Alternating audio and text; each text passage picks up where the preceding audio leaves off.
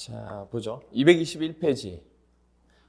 우리가 원형지 이제 공급. 아까 얘기했듯이 보시면 여기서 조성 전 토지 부분과 조성 후 토지에 대해서 우리가 또 할 수 있거든요. 그러면 조성 전 토지에 대한 원형지에 대해서 설명이 나올 거고, 이거에 대해서 분양은 어떻게 할 거고, 그리고 조성된 토지 부분에 대해서 또 설명이 나올 거고, 이건 분양은 또 어떻게 할 건지 그 부분에 대해서 하나씩 설명이 나올 겁니다. 그럼 먼저 원형지 공급 개발인데 가로 1번 보시면 별표 3개죠. 23, 25, 26, 27, 30회 시험에 나왔으니까 되게 많이 나왔어요. 시행자는 도시를 자연 친화적으로 개발하거나 복합적 입체적으로 개발하기 위해서 필요한 경우에는 대통령령으로 정하는 절차에 따라서 미리, 그렇죠, 지정권자 뭐 받아야 돼요? 그렇죠, 승인을 받아야 원형지를 공급해서 개발하게 할 수 있습니다. 그냥 할 수 있는 게 아니에요. 그리고 이 경우 공급될 수 있는 원형지의 면적은 도시개발구역 전체 토지 면적이 얼마라고요? 아까 얘기했죠. 3분의 1 이내로 한정합니다. 그러면 이렇게 물어볼 수 있죠. 누구나가 다 그러면 이 원형지를 분양받을 수 있느냐?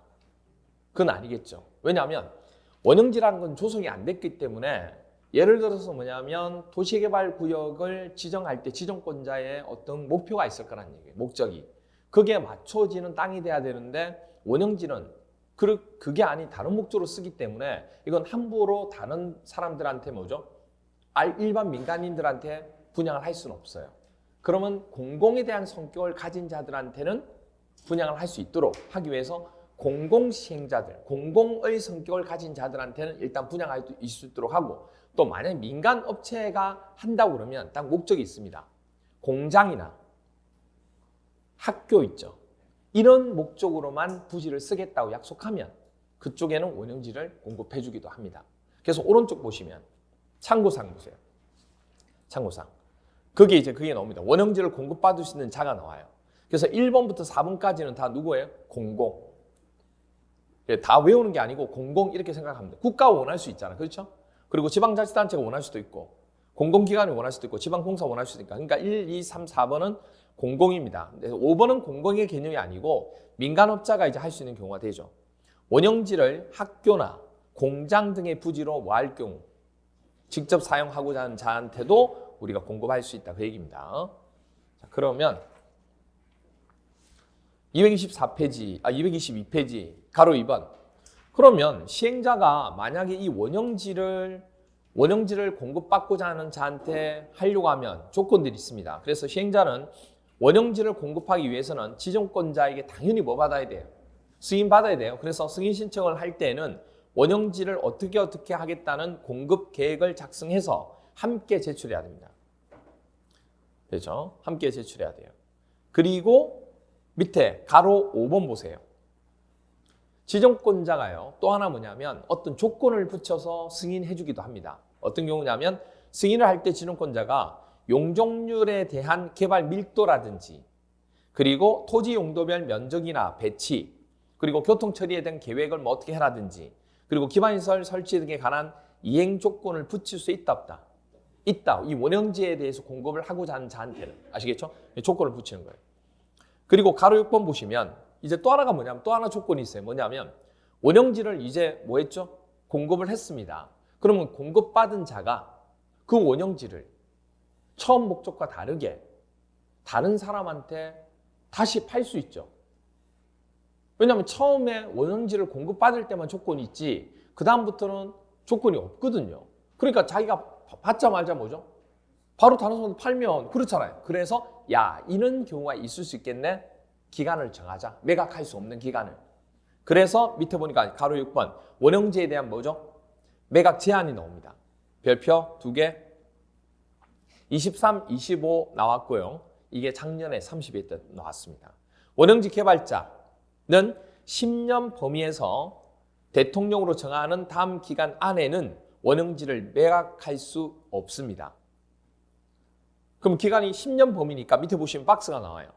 원형지에 대한 공사 완료가 되었다. 그럼 5년 이내. 원형지 공급 부분에 대해서 계약일로부터는 아직 공사 안 했으니까 기간이 더 길겠죠. 10년. 이 두 개 중에서 뭐죠? 먼저 끝나는 기간을 가지고 우리가 정하게 됩니다. 이 두 개 먼저 끝나는 기간. 그래서 그 안에는 원형지를 매각할 수 있다 없다? 없다 그 얘기입니다. 그러니까 전체로 봤을 때 10년이죠. 둘 중에 뭐가 먼저 빨리 끝날지 모르겠지만 전체 보면 10년이에요. 그래서 그 얘기인 거예요. 하지만 또 국가나 지방자치단체는 이런 기간 이내라 할지라도 매각 가능해요. 국가나 지방자치 못하는 게 없어요. 그래서 원형지 개발자 옆에 가로에서 국가 및 지방자치단체는 뭐한다? 제외. 그 얘기는 뭐죠? 매각할 수 있다는 얘기예요. 가로 6번 원형지 매각, 제각, 제한 두 번째 줄에 보시면 첫 번째 줄에 보시면 나오는 거예요. 그래서 국가나 지방자치단체는 제외 나오죠? 그 부분이 중요한 겁니다. 국가나 지방자치단체 5년 이내라도 가능하다 그 얘기예요. 자, 그러면 이제 뭘 해야 되냐면 분양을 하겠죠. 그럼 분양 방식이 있을 거예요. 어떤 방식으로 하느냐? 자, 얘기 한번 볼래요?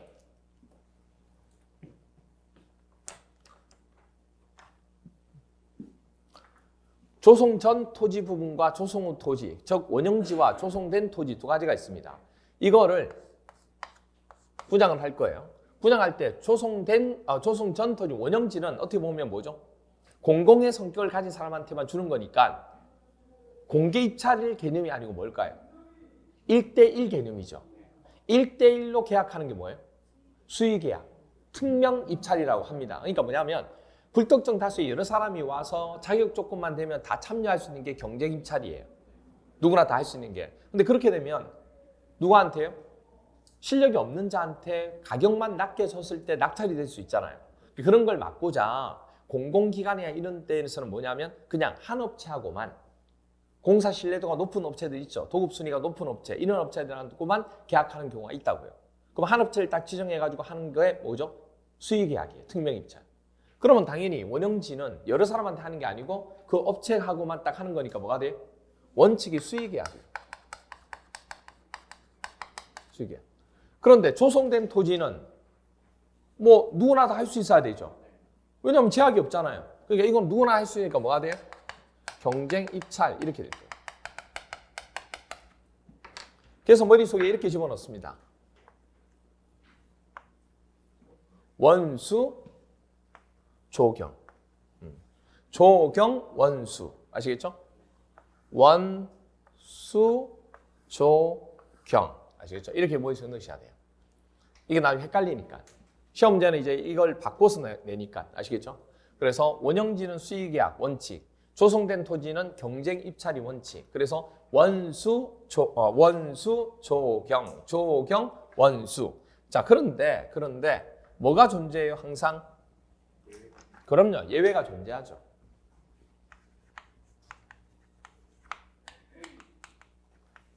특례라고도 하고 그렇게 되는데 원칙은 수의계약이지만 예외적으로 조성된 토지, 조성되기 전 원형지는 예외적으로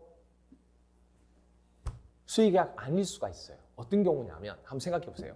공공은 1대1로 계약을 하더라도 다른 사람이 뭐라고 얘기 안 해요. 근데 민간업체를 1대1로 하면 뭐라고 생각해요? 야, 이거 뭐 특혜인데? 뭔가 있는데 이렇게 생각하잖아요. 그게 바로 뭐냐면 아까 민간한테 주는 게 뭐였죠? 공장하고 학교 부지를 준 거 있죠. 그거를 만약에 수의계약했다 그러면 이건 난리가 날 거란 얘기예요. 뭐 조금만 줘도 비리다 뭐 이런 얘기가 많잖아요. 하도. 그러니까 그걸 민간업체에 주면 땅도 넓은데 그럼 나중에 개발 이익에 대한 부분이 되게 많겠죠. 그때는 땅 가격이 얼마 안 하겠지만 나중에 그걸 뭘 지어가지고 몇 년, 10년 지나고 난 뒤에 그걸 다른 땅으로, 다른 땅이 아니고 그 땅에다 다른 걸 개발하면 대박이겠죠. 부지가 얼마나 크겠어요. 그렇잖아요. 그 땅이 몇천 배가 오르고 막 그렇게 되는 거예요. 그렇게 되면. 그죠?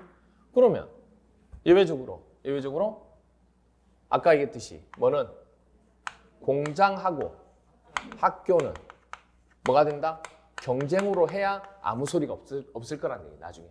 그래서 공학 경쟁, 공장하고 학교는 경쟁으로 할 거다. 그 얘기가 나올 거예요. 그 다음 또 하나가 뭐냐면 조성 후 토지, 조성된 토지죠. 경쟁 입찰이 원칙인데 여기는 또 두 가지가 나옵니다. 두 가지가 조금 이따 나올 거예요. 추첨으로 하는 방법이 있고 이거는 수의계약으로 하는 방법이 있습니다. 두 가지. 이건 조금 이따 볼게요. 먼저 이거부터 먼저 보겠습니다.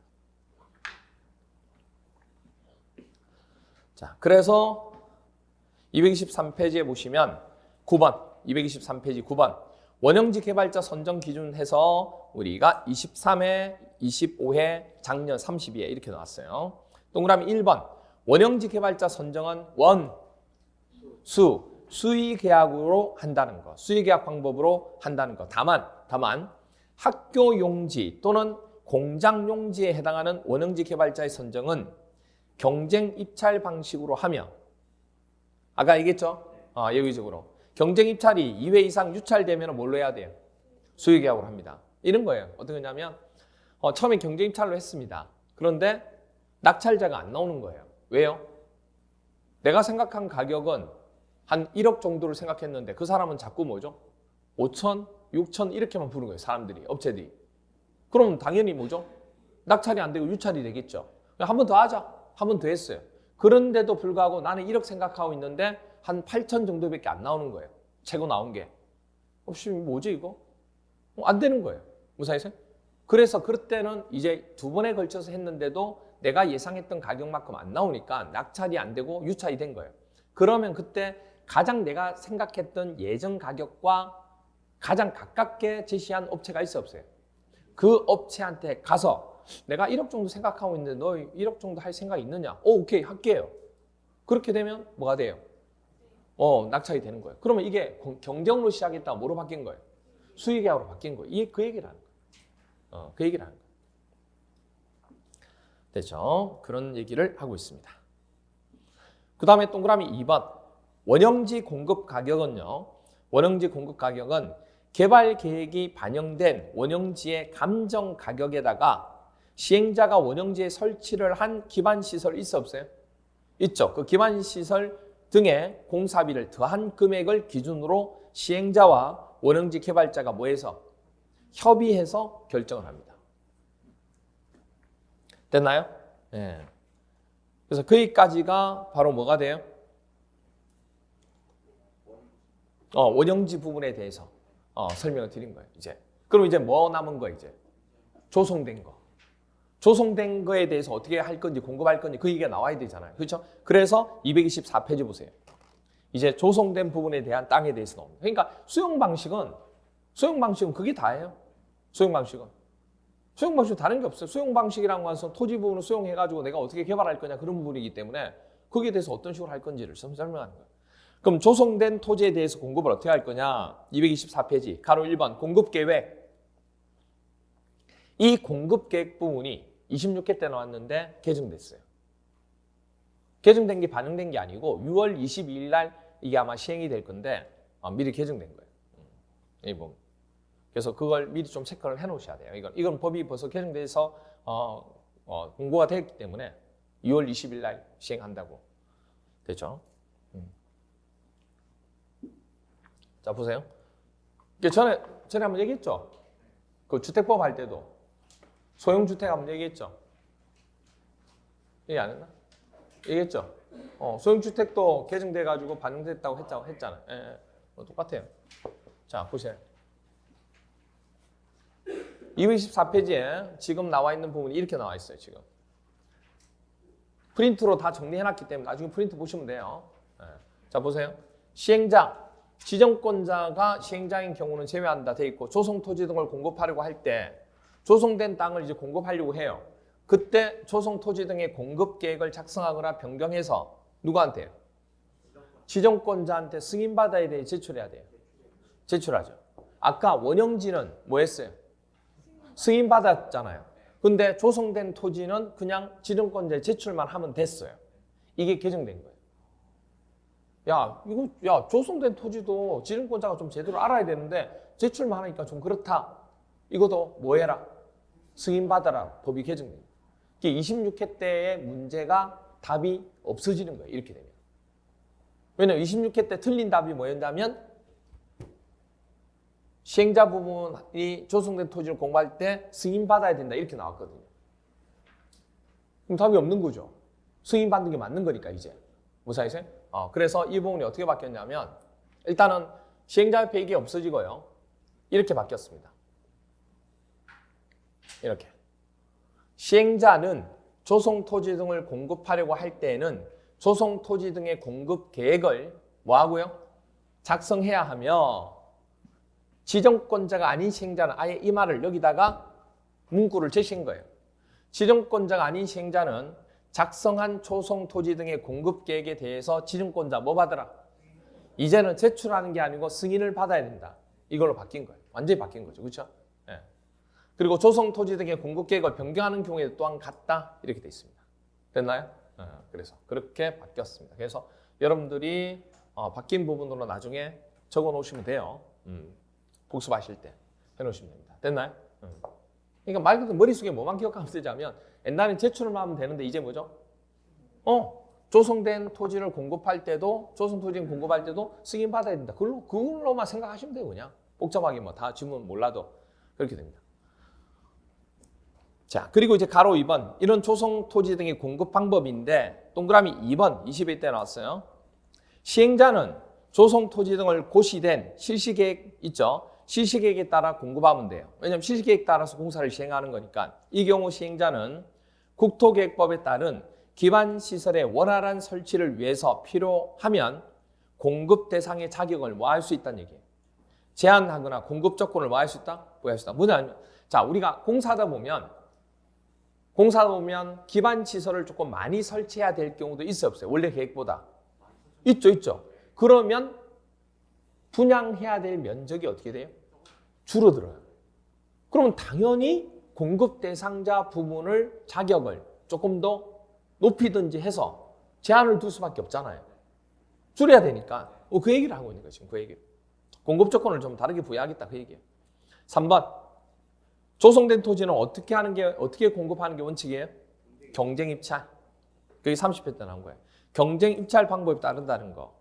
그러면 이제 4번에 보시면 원래 원칙은 조성된 토지는 경쟁 입찰이 원칙인데 예외적으로 기업 추천 방식이나 뭐죠? 수의계약 방식을 댄다는 얘기예요. 그러면 추천 방식이라는 얘기는 뭐냐면 추천 방식은 그거예요. 워낙 인기가 많은 땅들 있죠. 이거는 경쟁 입찰로 하면 박 터지기 때문에 야 추첨하겠다. 아니 또 하나가 뭐냐면 잘 안 살려고 하는 땅들이나 아니면 공공의 목적을 가진 땅들이나 이런 것들은 뭘로 하겠다? 수의계약으로 하겠다. 특례로. 원래는 뭐가 원칙인데요? 그렇죠. 조성된 토지는 경쟁 입찰이 원칙이에요. 특례법원 보시면 첫 번째가 추첨은 어떤 경우냐면 이 기억, 이형 두 가지 부분이 18회, 22회, 26회 때 나왔어요. 여러분 시험 볼 때 또 나오는 거예요. 다음에 어느 하나에 해당하는 토지는 추첨 방법을 분양할 수 있다. 첫 번째가 뭐냐면 국민주택 규모 이하의 주택건설용지. 인기 있죠. 추첨을 합니다. 그리고 공공택지. 뭐로 한다? 추첨을 한다. 그리고 단독주택용지인데 국토교통부로 정하는 면적 이하. 밑줄 그어주세요. 국토교통부령으로 정하는 면적 이하. 이게 얼마냐면 330제곱미터 이하입니다. 국토교통부령으로 정하는 면적이 얼마냐면 330제곱미터 이하의 면적을 얘기합니다. 이거 이하의 단독주택 용지. 이것도 인기 많거든요. 네. 왜냐하면 요새는 공동주택을 대단지로 분양하면서 사람들이 어떤 생각 가지고 있냐면 좀 땅 있는 곳에 주택에서 뭔가를 좀 살고 싶다. 전원주택 있잖아요. 근데 그렇게 하려면 먼 곳까지 가야 되는 거예요. 거기는 또 귀찮고 하니까 요새는 뭐냐면 공동주택을 분양할 때 단독주택 용지 부분을 또 분양을 해요. 거기다 집을 짓고 그 다음에 앞에 마당도 있고 이런 식으로 그 부분 그런 것들. 그리고 공장용지 별도로 공장용지 그렇게 됩니다. 이런 것들은 뭘 한다? 추첨을 한다는 거. 추첨. 공장용지는 워낙 또 규모가 크니까 추첨을 합니다. 그 다음에 니은은 뭐냐면 뭐 할 수 있는 방식?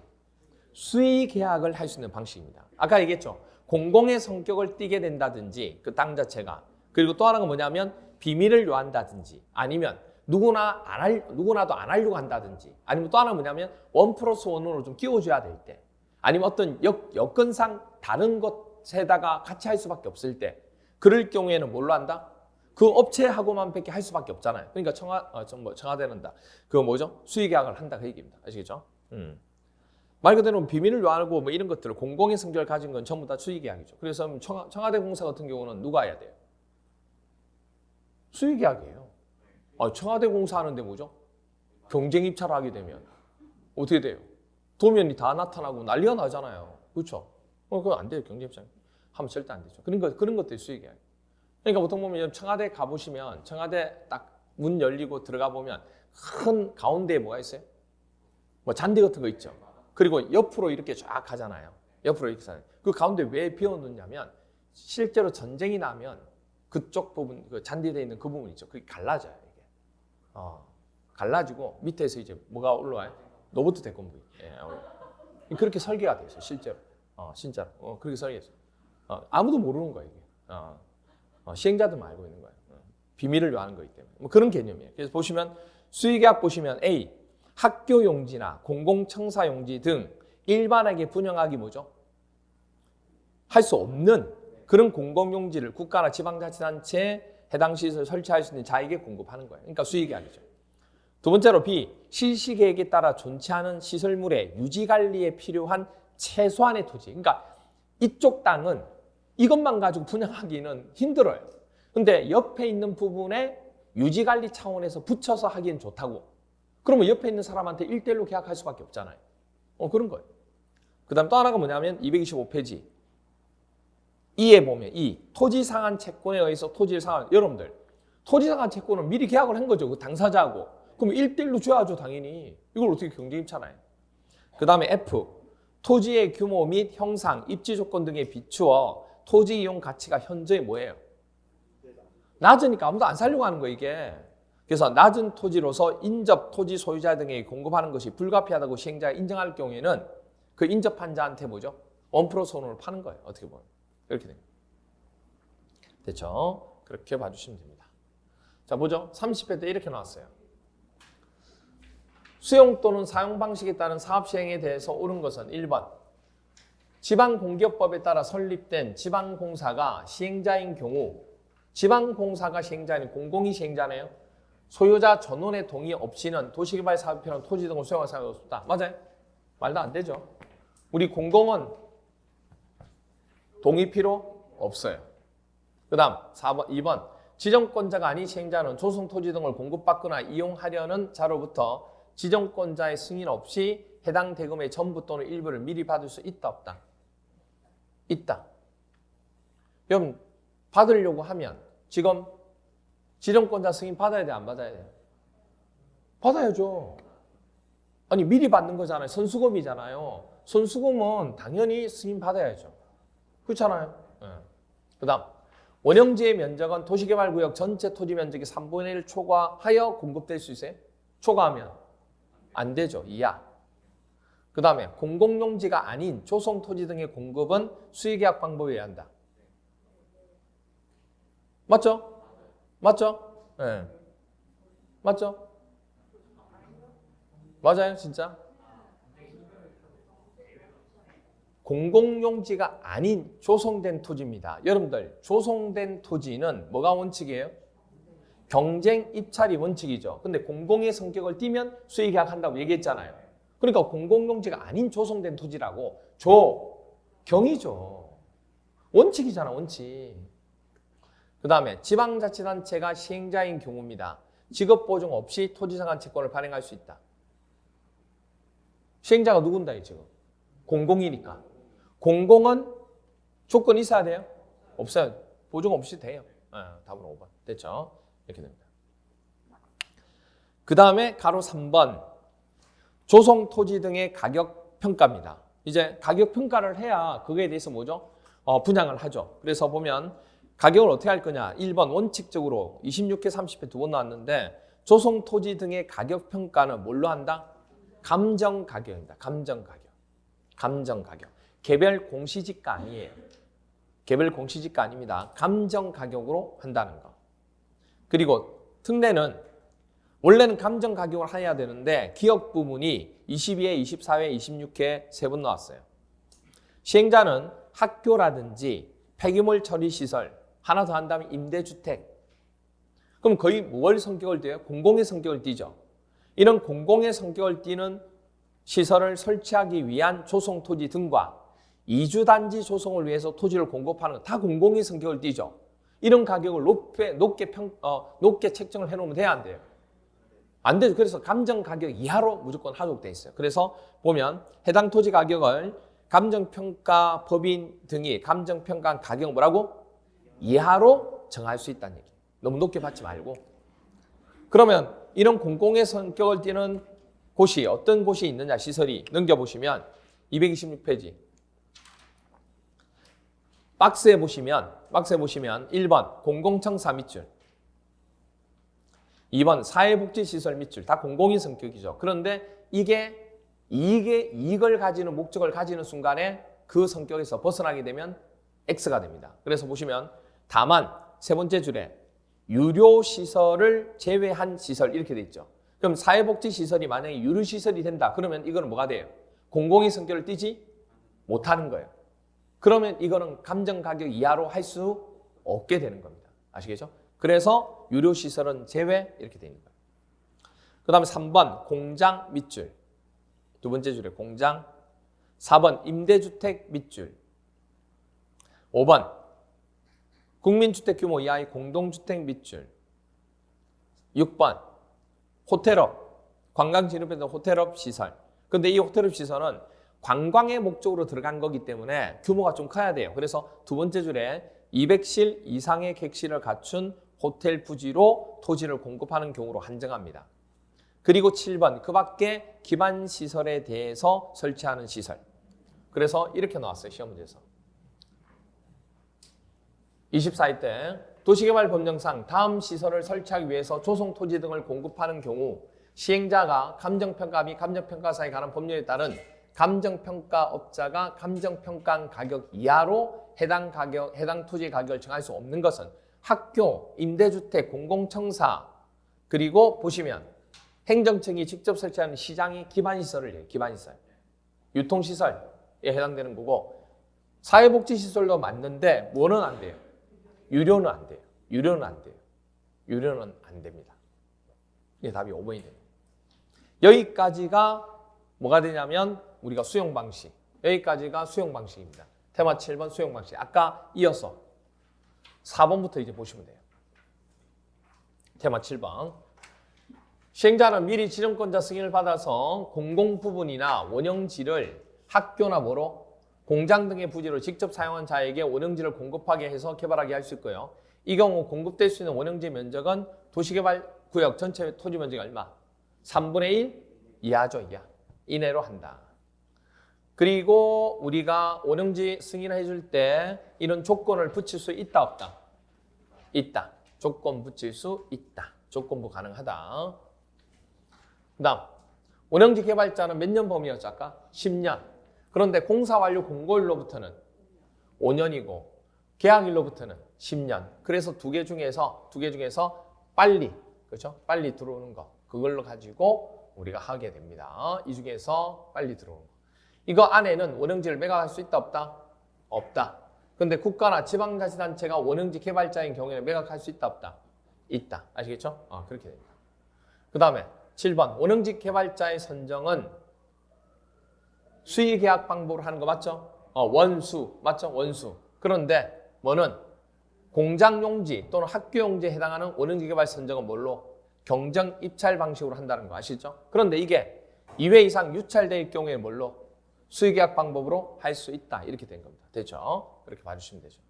그리고 원형지의 공급 가격은 개발 계획이 반영된 원형지의 감정 가격의 시행자가 원형지에 설치한 기반시설의 공사비를 뭐해서?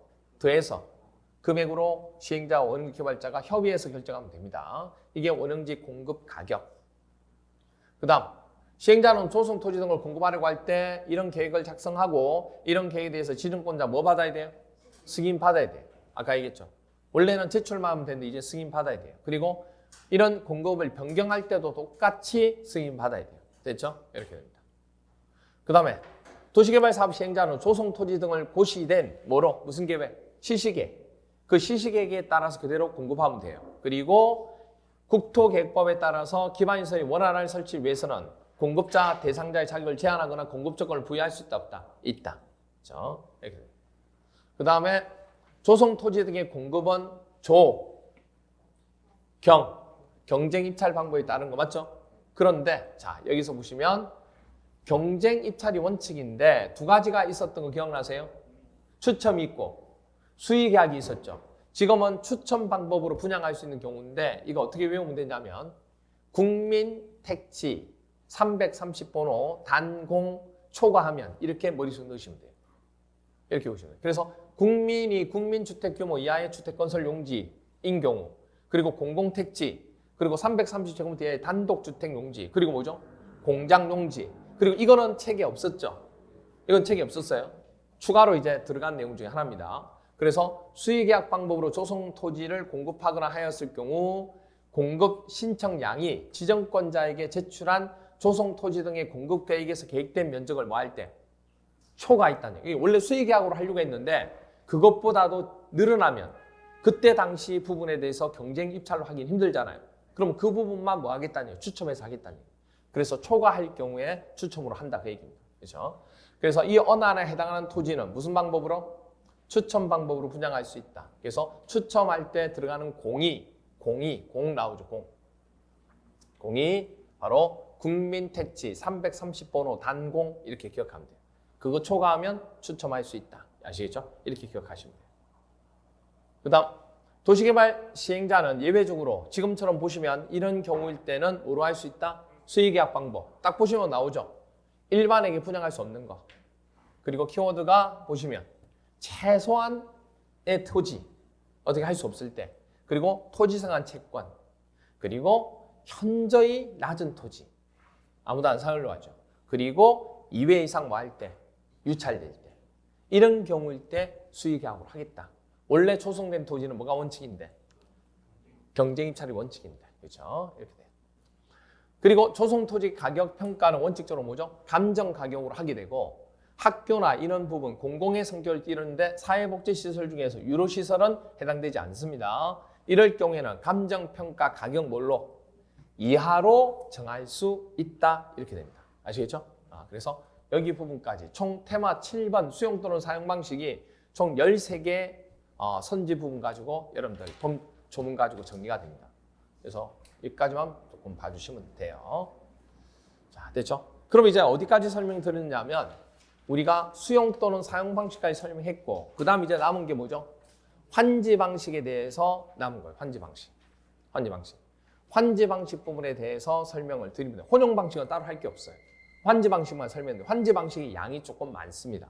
환지 방식은 전에 얘기했지만 이거죠. 수용된 토지 주인에게 보상금을 지급을 안 합니다. 그렇게 안 하고 개발구역 내에 조성된 토지를 뭐죠? 주는 겁니다. 토지 소유자 인정하고 해서 그게 나오는 게 이겁니다. 그래서 기억나시죠? 그러면 시행자가 그러면 당연히 돈도 안 받고 그러면 공사를 하냐? 그게 아니고 각각의 토지들이 얼마를 부담을 하게 되죠. 내게 됩니다. 그게 감보라는 말을 쓰기도 하고 그 다음에 뭐라고 그래요? 토지 부담률이라고 얘기합니다. 그러면 토지 부담을 해서 얼마씩 내면 그걸 가지고 토지를 받아서 만든 곳이 뭐예요? 땅이 채비지.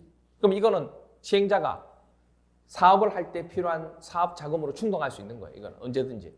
그런데 그것뿐만 아니고 그렇게 토지 부담을 한 것 가지고 공공시설로도 쓸 수 있다고. 그게 공공시설 용지. 이 두 개를 합쳐서 우리 뭐라 불러요? 보류지라고 합니다. 이걸 헷갈리면 안 돼요, 여러분. 아시겠죠? 우리가 환지에서 제일 많이 나오는 얘기가 채비지, 보류지 얘기이기 때문에 이런 것들이 환지 방식에 속한다는 걸 기억하고 계셔야 돼요. 여러분들. 됐죠? 자, 거기에 대한 설명들이 나옵니다. 그래서 226페이지 보시면 환지 방식에 대한 사업 시행 중에서 1번 환지 계획에 대한 작성 나오나요? 작성 부분. 이게 별표 3개. 16회, 19회, 23회, 30회. 작년에 또 나왔어요. 32회. 시행자는 도시개발 사업의 전부나 일부를 무슨 방식으로? 환지 방식으로 시행하려면 다음에 나와 있는 사항이 포함된 환지 계획을 반드시 작성해야 돼요. 그러면 환지 계획 작성할 때 들어갈 내용으로 볼 수 없는 것은 이렇게 나옵니다. 그러면 밑에 나오는 내용 5가지를 다 기억하셔야 돼요. 5가지를. 그럼 첫 번째가 1번 환지 설계, 두 번째가 필지별로 된 환지에 대한 뭐죠? 명세. 자세한 이게 기록해 놓은 거 있겠죠. 그리고 세 번째가 필지별과 권리별로 청산 대상되는 토지에 대한 나중에 청산해 줘야 될 토지 명세. 그리고 채비지나 보류지에 대한 뭐죠? 명세. 그리고 5번 입체 환지를 계획하는 경우에는 입체 환지용 건축물의 명세와 입체 환지. 그럼 입체 환지가 뭐냐? 입체 환지가 뭔지를 알아야 되죠. 그렇죠? 자, 보세요. 자, 평면 환지하고 입체 환지에 대해서 비교를 조금 해놓으셔야 돼요, 여러분들이. 일단은 평면 환지가 입체 환지. 보시면 평면 환지라고 하는 것은 환지 전 토지에 대한 권리를 도시개발 사업으로 조성된 토지에게 이전하는, 땅을 그대로 땅으로 주는 겁니다. 그런데 이겁니다, 이거. 자, 조성되지 않은 땅이 있죠. 이 땅을 사업 시행자가 나가 있으라고 얘기하고 땅을 조성을 합니다. 조성해서 딱 반듯하게 다 만들고 공공시설까지 다 만들어요. 도로까지 만들고 그렇게 하고 토지 소유자가 들어오도록 하는 거예요. 그러면 자기 땅에 그대로 그 권리를 그대로 인정받고 땅을 땅으로 받는 거죠. 안 좋은 땅을, 조성되지 않는 땅을 조성된 땅으로 받는 거예요. 이게 뭐예요? 이게 환지예요. 평면상의 환지. 1차 환지긴 평면상의 환지. 이게 바로 평면상의 환지예요. 그렇죠? 공공시설, 아까 얘기했듯이 이런 부분들까지 얘기했어요. 이게 바로 뭐다? 평면 환지. 그럼 입체 환지는 그럼 뭐냐? 입체 환지 이겁니다. 보시면 환지 전 토지나 건축물에 대한 권리를 도시개발 사업 건설되는 구분 건축물에 이전하는 방식. 무슨 얘기냐면 B라는 토지 소유자는요, 나는 B란 땅 그대로 안 받겠다. 대신에 그 B란 땅을 너희들이 사업 시행자가 뭐죠? 너희들한테 줄게. 그럼 너희들이 알아서 건물을 지어라. 근데 그 건물 지으면 그 건물에 뭐죠? 내 땅의 면적만큼 그 건물의 어떤 부분을, 어떤 층이든 어떤 부분이든 나한테 달라. 구분 소유자가 되는 거예요. 무슨 말이가 돼? 전체 부분 중에서. 그렇게 해서 건물을 짓고 난 뒤에 이 일부분을 받고, 그럼 당연히 이 일부분을, 건물의 일부분을 받으면 땅도 일부를 받아야 돼, 안 받아야 돼요? 그걸 가지고 가는 게 공유지분이라고 얘기하는 거예요. 왜? 이 땅 여러 개가 있지만 이 건물에 들어가려면 이 땅을 밟고 들어가야 되잖아요. 그러니까 이 땅도 내가 가지고 받아야지. 건물만 받을 수는 없어요. 건물만 받으면 이 공중이 붕 떠서 가야 되는데 땅을 밟아야죠. 그럼 내가 이 땅에 대한 공유지분을 가지고 있어야지. 그래서 입체 환지가 나오면 그 얘기가 계속 나오는 거예요. 뭐에 대한 계획이 있대? 건물에 대한 계획이 있대. 그러면 이 사람은, B라는 토지 소유자는 땅으로 받는 게 아니라 뭐로 받은 거예요? 건물로 받은 거예요. 그럼 다른 사람들이 봤을 때 어때요? 좋아요, 안 좋아요? 안 좋아요? 아니, 토지에 받고면 자기가 그 토지를 다시 건물 지으려면 돈도 들고 하는데, 이 사람들이 돈을 자기들이 돈 내서 건물을 지어서 건물로 주면 좋지 않아요? 좋죠. 그러면 A도 그 소식을 듣고 나도 할래. C도 나도 할래. 그렇게 하겠죠. 그렇잖아요. 그래서 이거는 다 되는 게 아니고 신청을 해서 신청 비율이 있다고요. 그 신청 비율만큼만 받도록 돼 있습니다. 아시겠죠? 그래서 신청하는 거예요. 그래서 그렇게 해서 이런 게 있다는 거. 땅으로 받고 싶은 사람, 땅으로 받는 사람이 있겠죠. 이런 식으로 이렇게 돼요. 이걸 우리가 평면 환지, 입체 환지 이렇게 얘기합니다. 그래서 입체 환지를 할 때는 항상 뭐가 나와요? 건축물이 나와요. 건축물 계획에 대한 어떤 얘기가 나온다고. 공유 지분도 나오고. 그래서 동그라미 5번에 보시면 227페이지에 입체 환지 나오면서 입체 환지는 건물이라는 얘기가 거기서 나오는 거예요. 그래서 건물에 대한 계획을 얘기하는 거죠, 이게. 입체 환지용 건물의 명세와 입체 환지라는 것은 밑줄 그어놓고 밑에다가 건축 계획이라고 적어 놓으시면 돼요. 자, 중요한 건 그럼 이제 뭐냐면 이걸 외우셔야 돼요. 뭘 외워야 되냐면 환지 계획할 때, 작성할 때 들어갈 내용들을 머릿속에 넣으셔야 돼요. 그러면 이거 5가지를 다 외워야 되는데 외우기가 쉽지 않죠. 그래서 이걸 어떻게 머릿속에 넣냐면 이렇게 넣습니다. 1번 환지 설계할 때 설계 동그라미 하세요. 환지 설계할 때 설계 동그라미. 그리고 2번은 명세 동그라미. 3번은 명세 동그라미. 4번 명세 동그라미. 5번 중간에 명세 동그라미. 그러면 환지 계획할 때 포함되어야 될 내용은 설계와 뭐만 외우시면 돼요? 명세만 외우시면 되는 거예요. 다 외우지 않고. 됐나요? 그렇게 됩니다. 그러면 공부량이 줄어들죠. 그럼 보세요. 시험제 이렇게 나왔어요. 23회 때 도시개발 사업 시행자가 환지 방식으로 사업을 시행하려고 하는 경우 환지 계획에 포함되어야 할 사항이 아닌 것은 딱 바로 나오죠. 설계하고 명세만 들어가 있으면 돼요. 그럼 설계 명세가 빠진 게 답이에요. 몇 번? 5번. 됐나요? 이렇게 됩니다. 너무 간단하나요? 그렇죠? 이렇게 됐죠? 이렇게 봐주시면 됩니다. 그리고 227페이지 보시면 2번 환지 계획 작성할 때 작성 기준이 있습니다. 그러니까 무슨 얘기냐면 땅을 좋게 조성된 땅으로 바꾸어서 주려고 할 때 그 바꾸는 기준이 있다고. 마음대로 바꿀 수는 없으니까 그 기준이 나옵니다. 작성 기준. 가로 1번이 적응 환지 원칙인데 15회, 17회, 19회 세 번 나왔어요. 환지 계획은 종전의 토지와 종전에 있던 토지 있죠. 그리고 환지의 어떤 위치라든지 지목, 면적, 토질, 그리고 수리, 이용 상황, 환경, 그 밖의 사항을 어떻게 한다고요? 종합적으로 고려해서 합리적으로 정해야 됩니다. 그래서 위치, 지목, 면적, 토질, 수리, 이용 상황, 환경을 앞자음을 따면 위치할 때 뭐죠? 됐나요? 그 다음 지 동그라미, 그 다음 면 동그라미, 토 동그라미, 수 동그라미, 이 동그라미, 환 동그라미. 환지 계획을 할 때는요. 지면, 위, 토의, 환수. 지면 위에 토의가 있어요. 토이 스토리. 그거를 환수해야 돼요. 그렇죠? 환지 계획을 할 때는 지면 위에 보면 토이 스토리, 토이가 있다고. 그걸 환수해야지만 작성할 수 있다.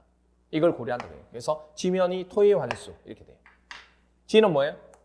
지목, 면은 면적, 위는 위치, 토는 토지, 이는 이용 상황, 황은 환경, 수는 수리 이렇게 돼요. 그걸 합리적으로 정하게 되고, 그 다음 환지 계획 작성에 따른 환지 계획 기준이나 보류지 책정 기준, 보류지 책정 기준 나오죠. 그거 하나 밑줄 그어주시고, 보류지 책정 기준. 보류지 책정 기준은 여러분들 프린트에 나와 있는데 책에 조금 빠져 있어요.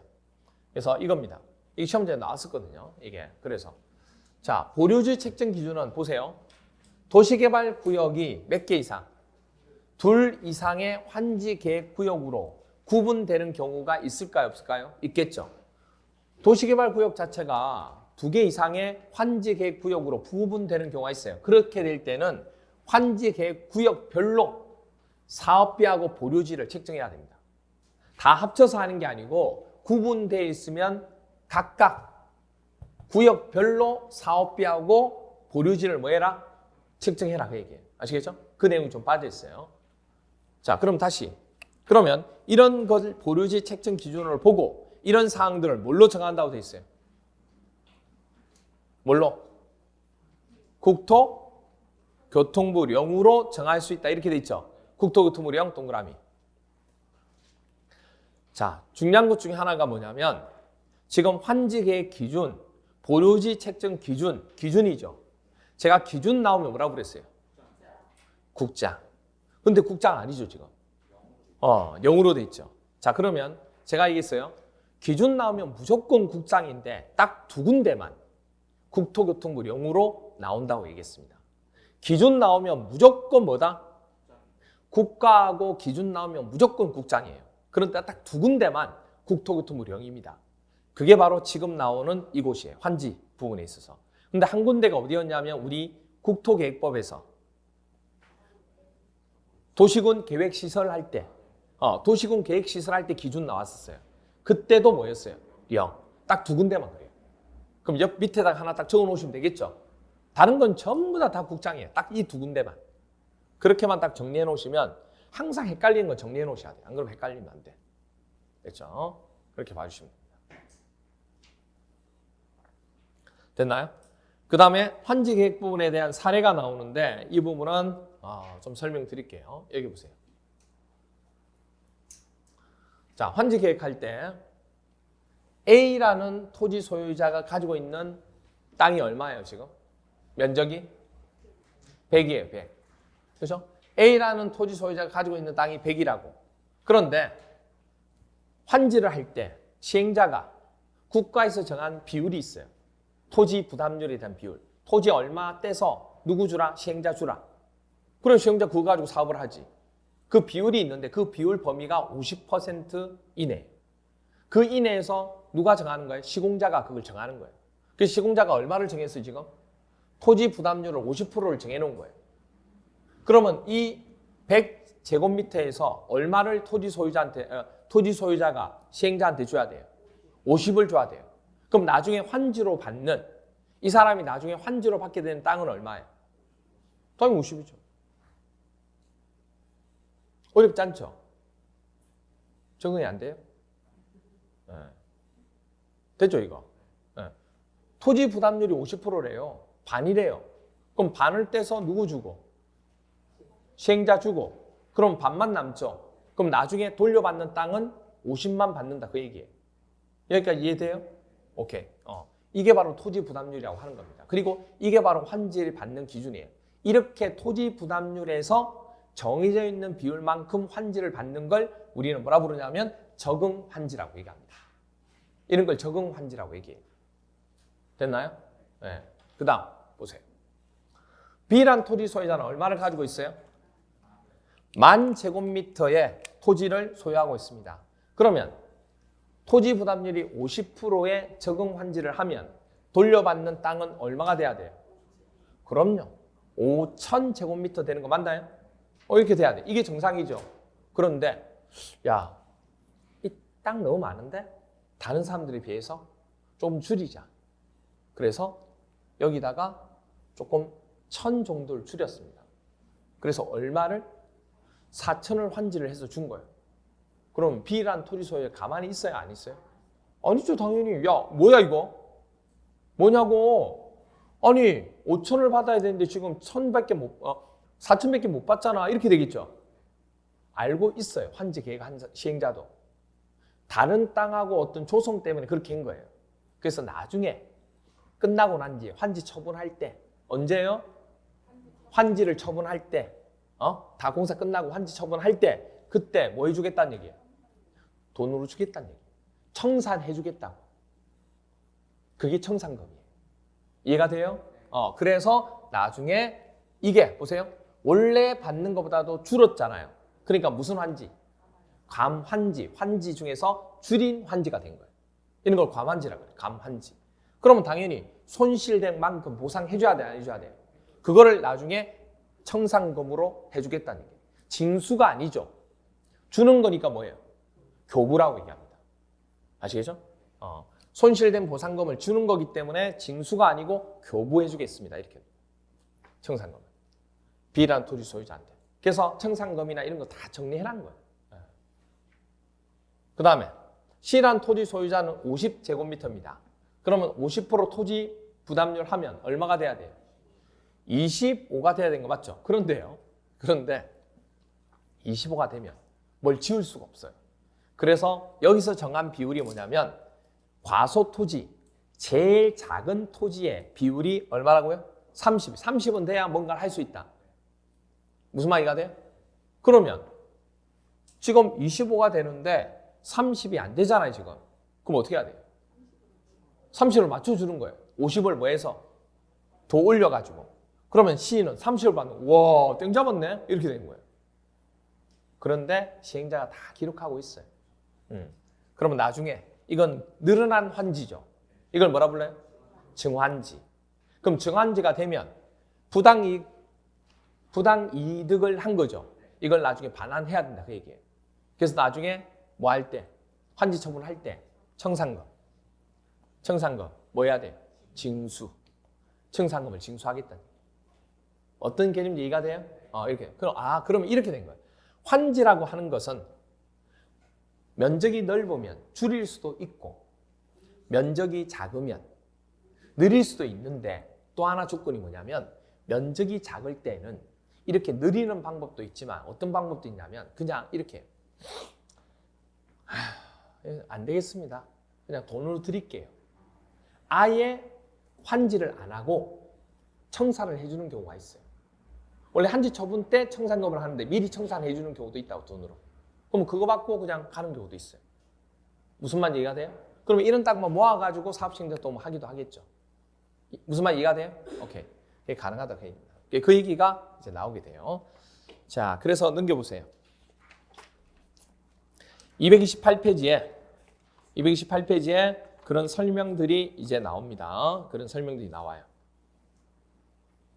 예외적으로 환지 부지정 나오죠. 환지를 뭐 하는 경우란 얘기예요? 난 지정 안 하겠다. 토지 자체를 깨끗하게 초성해서 주겠다는데 나 안 할래요. 돈을 주세요. 그렇게 할 수도 있다고. 그래서 보니까 첫 번째가 기억. 토지 소유자가 신청하거나 뭐하면 동의하면 해당 토지의 전부 또는 일부에 대하여 환지를 뭐하지 않고 정하지 아니할 수 있다. 다만 그때 해당 토지에 관하여 누가 있으면 임차권자가 있잖아요. 그럼 임차권자한테 반드시 뭘 얻어야 돼요? 동의를. 자기 혼자만 결정할 수 없어요. 동의를 받아야 됩니다. 그리고 니은은 크게 안 붙여도 되고 그 다음 밑에 내려와서 토지 면적을 고려한 환지, 기억, 별표 2개 16회 21회 32회 작년에 나왔어요. 시행자는 토지 면적의 규모를 조정할 특별할 필요가 있으면 면적이 작은 토지는 뭐하고 과소 토지가 되지 아니하도록 면적을 뭐하죠? 늘려서 환지를 할 수도 있고 아니면 아예 환지 대상에서 뭐 할 수도 있어요. 제외할 수도 있다. 그런데 면적이 넓은 토지는 그 면적을 뭐 할 수 있어요? 줄여서 할 수 있다고. 그런데 여기 보세요. 여러분들 면적이 넓은 거는 줄일 수 있는데 그걸 제외할 수는 있을까요? 없을까요? 없죠. 아니 좁은 거는 너무 좁으니까 아예 개발이 안 되니까 그걸 환지 안 하고 제외시킬 수 있잖아요. 돈을 줄 수 있잖아요. 이게 작년에 이렇게 나왔다고. 그러니까 개념을 이해해라고 분명히 얘기하는데 개념을 이해하면 무조건 외우려고 들어요. 여러분들이. 무슨 말이가 돼요? 그러니까 당연한 얘기예요. 어떻게 보면. 작년에도 수업 시간에 이렇게 얘기했죠. 그런데 왜 여러분들은 뭐죠? 허투루 들어요. 자꾸. 작년에 어떻게 나왔냐면 이렇게 나왔어요. 면적이 넓은 토지는 그 면적을 줄여서 정할 수 있는 거 맞죠? 그리고 제외할 수도 있다. 제외할 수 있어 없어요? 면적이 넓은 거 어떻게 제외하냐고. 제외 못해요. 무슨 말 이해가 돼요? 면적이 작은 거는 면적이 작으면 개발이 안 되니까 건물을 지을 수 없으니까 어떻게 하는 거예요? 조금 더 느리든지 아니면 제외할 수 있다. 이렇게 돼야지. 됐죠? 그리고 229페이지 2번 입체환지 기억.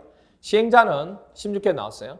도시개발 사업을 원활히 시행하기 위해서 특히 필요한 경우에는 토지 또는 건축물 소유자의 뭘 받았어 아까 신청 받는다고 얘기했잖아요. 입체환지 서로 하려고 하니까.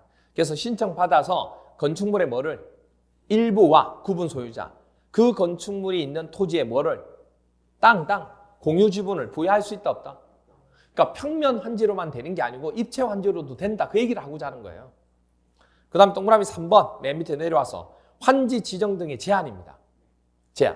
제한한다는 얘기예요. 무슨 얘기냐면 시행자는 주민들의 의견 청취를 위해서 공람이나 또는 공청회 개최에 관한 사항을 공고하는 날 있어 없어요? 자, 이 얘기예요. 여기 보세요. 언제 이 땅 부분을 도시개발구역으로 지정되고 이 땅을 이렇게 환지하는 부분이 될 테니까 거기에 대해서 뭐 원하는 사람들은 와서 들으세요 하고 공고를 했다고. 난리가 나죠. 무슨 난리가 나요? 도시개발구역으로 지정되고 그거 설명하고 그다음 환지한다는 걸 설명한다는 얘기잖아요. 그러면 그 땅에 나중에 올라요 안 올라요? 엄청 오르죠. 그러니까 소문이 나야 안 나요? 그럼 누가 달라붙어요? 투기 세력들. 어떤 일이 벌어지냐면 원래 있는 땅을 뭐 하기 시작해요?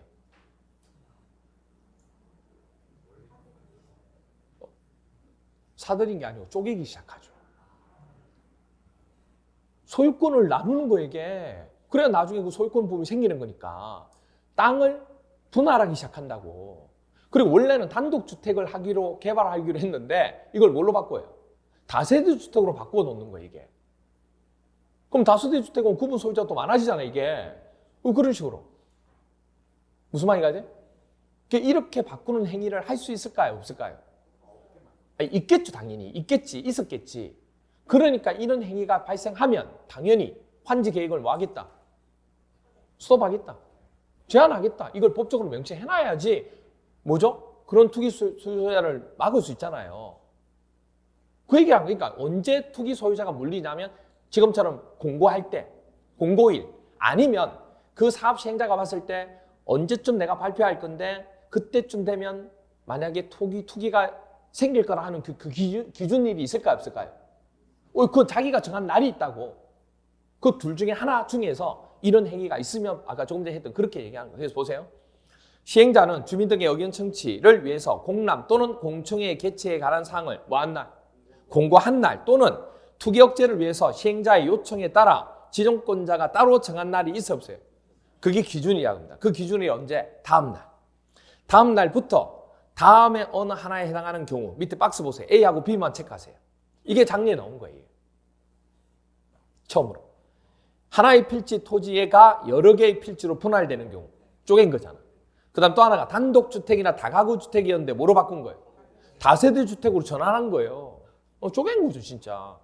이렇게 하는 경우가 있다는 얘기예요. 그럴 경우에는 국토교통부로 정하는 바에 따라 해당 토지 또는 건축물에 대해서 금전으로 아예 돈으로 뭐하든지 줄 수 있다는 얘기예요. 그러면 그때 당시 돈을 주는 거기 때문에 나중에 이게 개발되고 난 뒤에 돈이 아니니까 그 당시에 돈을 주니까 얼마 안 되는 돈을 받게 되는 거예요. 그렇게 하거나 아니면 환지 지정을 뭐 할 수 있다? 제한할. 그런 땅은 환지는 이거 안 하겠다고 제한할 수 있다고. 무슨 말 이해가 돼요? 그 얘기예요. 개념만 이해하시면 여러분들 되죠.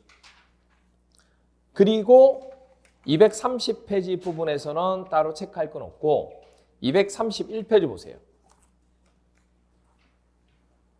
231페이지. 231페이지 보시면 6번, 동그라미 6번. 채비지 나오죠. 아까 제가 채비지 얘기했잖아요. 6번 채비지 등 기억하고 니은부 묶어서 16회, 19회, 24회 3번 나왔어요. 별표 2개.